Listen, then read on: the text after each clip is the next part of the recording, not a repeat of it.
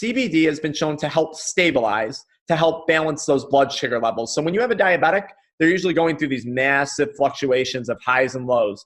Blood sugar is up, now it's way down. It's back up. You take insulin, it skyrockets down. As your blood sugar levels are going up and down, so are your insulin levels. So one thing that happens is CBD helps to stabilize blood sugar levels, or may help to stabilize blood sugar levels. When we stabilize blood sugar, we stabilize insulin. When we stabilize our insulin, it has a very beneficial impact on other hormones, estrogen, testosterone, all those other things. So that's one way.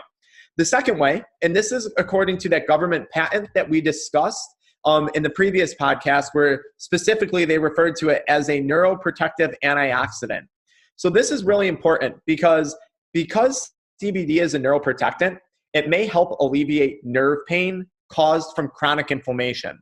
So imagine all those little sugar particles going around and creating something that we call AGEs. It's called AGE''S. These are advanced glycated end products, okay? These are literally the chemicals from inflammation that we see in diabetes that make us age. How do you beat these things? By taking an antioxidant. CBD has been shown to be just that. It prevents oxidation. So CBD is also being shown to be antispasmodic. In your gut, you have a lot of receptors for cannabinoids. A lot of people with diabetes suffer from GI spasms, or even just your day-to-day muscle spasms at night. I can't tell you the amount of diabetics patients that we work with the leg cramps in the evenings. CBD is shown to be an antispasmodic type supplement, okay? It may help with that. This one's very important because of the elevated risk of cardiovascular disease with the diabetic. The fact that CBD seems to have a vasodilating effect, it expands those arteries, allowing for more blood flow. This is great when it comes to helping promote a healthy blood pressure, or even helping promote healthy cholesterol levels. I can tell you I take good care of myself. I always had high hypertension, runs in the family. Couldn't do anything really about it for years. Even with good diet, we could get it down.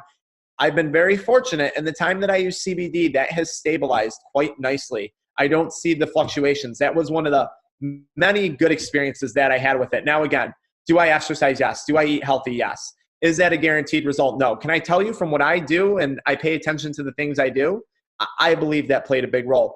And last thing too, anything that will help a diabetic with arterial inflammation, and CBD does just that. In our other podcast, we talked about inflammation in the arteries related to a protein called C-reactive protein, a protein that's released.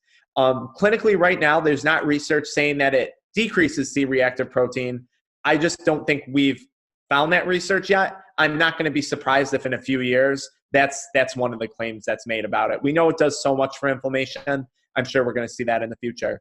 And that's really it. I suppose the other big thing too, and this is important, especially for patients who are on insulin, when you do take CBD oil, it may lower levels of fasting insulin. What does that mean for the diabetic patient? They may wind up needing less insulin. And this is a beautiful thing. Diabetics struggle to lose weight. And I feel bad because it's not entirely what they're eating. They get told, oh, eat better, it's what you're eating. If they're pumping insulin all day long, and we're talking about a type 2 diabetic, it's almost impossible to lose weight because insulin's job is to store things as fat, specifically as something called white fat, visceral fat.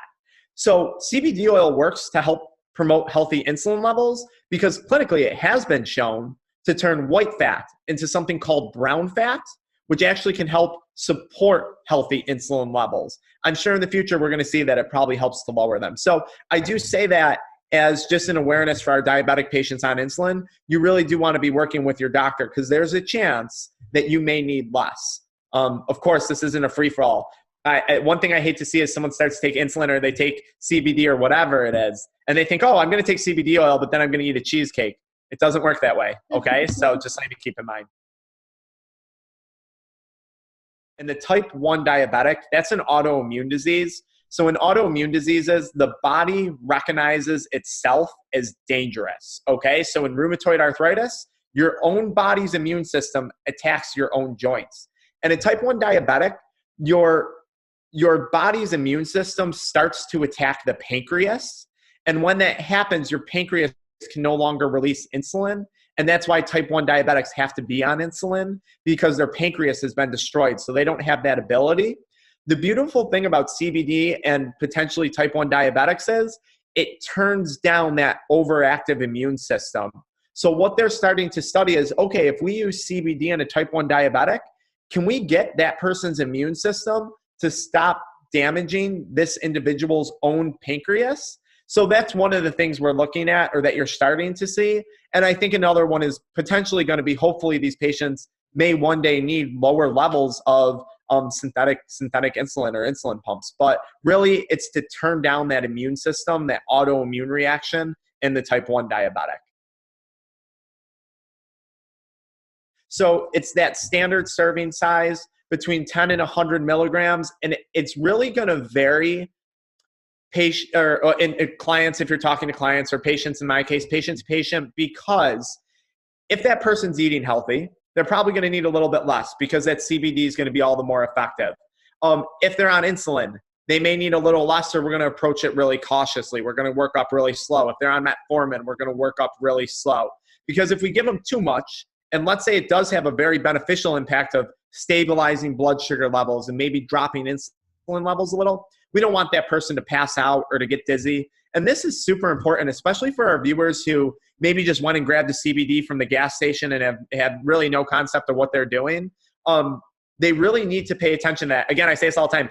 This stuff does work. There's no doubt about that. But because it works, you want to be knowledgeable on it and just exercise some caution. So yes, we recommend a standard dose, 10 to 100 milligrams is where you want to start. Work your way up. I would say most patients that we deal with who have begun a healthy diet, where they've really begun to make positive lifestyle changes, I would say they're right around 40 milligrams a day seems to be a nice number for them.